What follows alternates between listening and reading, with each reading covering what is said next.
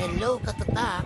Simula ngayon ay mag-share tayo ng mga tips, techniques at mga experiences natin sa negosyo.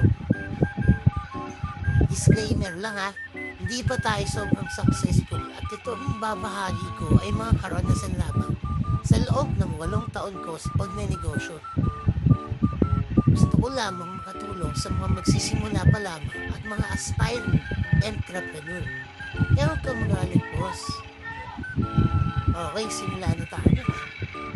Lesson number 1. Paano sisimulan ang negosyo at ano-ano ang dapat tandaan kapag mag-uumpisa ka na? Siguro, isa kang empleyado na bad trip na sa bida-bida mong ka-workmate. Dahil doon, gusto mo nang mag-resign at magsarili na lang ng negosyo.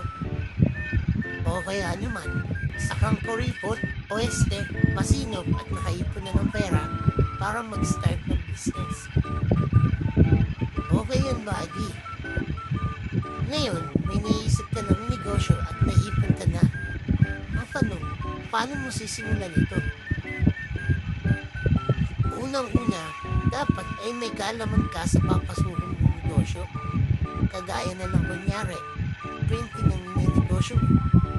Dapat alam mo kung paano gumamit ng mga editing apps na gaya ng Photoshop.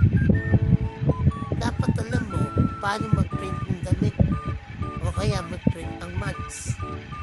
O di naman kaya, alam mo kung paano mag-laminate, crush ID, at iba pang ginagawa sa mga printing business. Dapat alam mo rin kung saan bibili ng mga supplies, machines, equipment na ginagamit sa business na ito.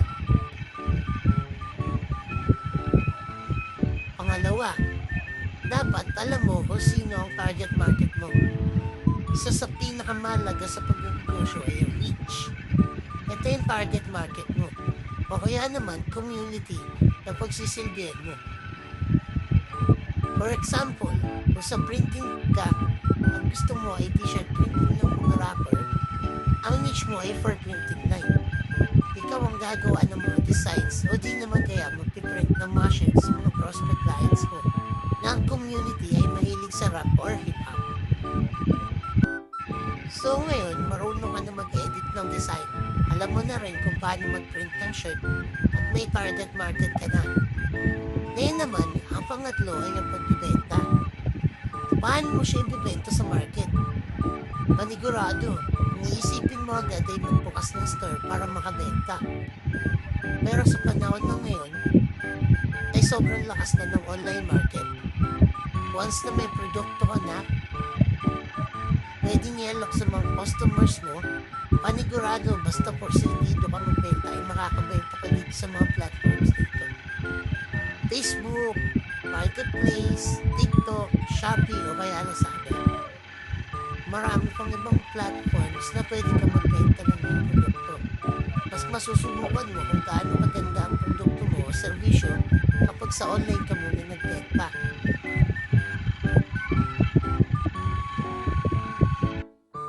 Pangapat naman ay ang marketing.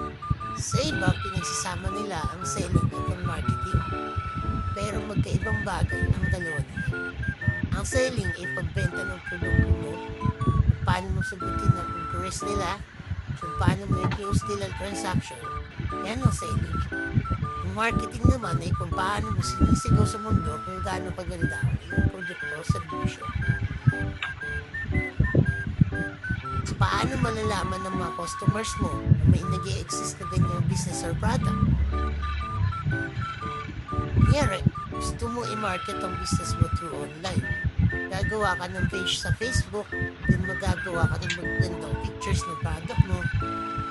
Gagawa ka ng mga unique slogans or catchy phrases para malalong mainggan na tignan kung ano ang product mo. Isa lang yan sa mga basic techniques sa pag-market. At ang pamuli ay dapat mahal mo ang ginagawa mo. Minsan nag-open tayo ng negosyo dahil sa hype o ito yung uso.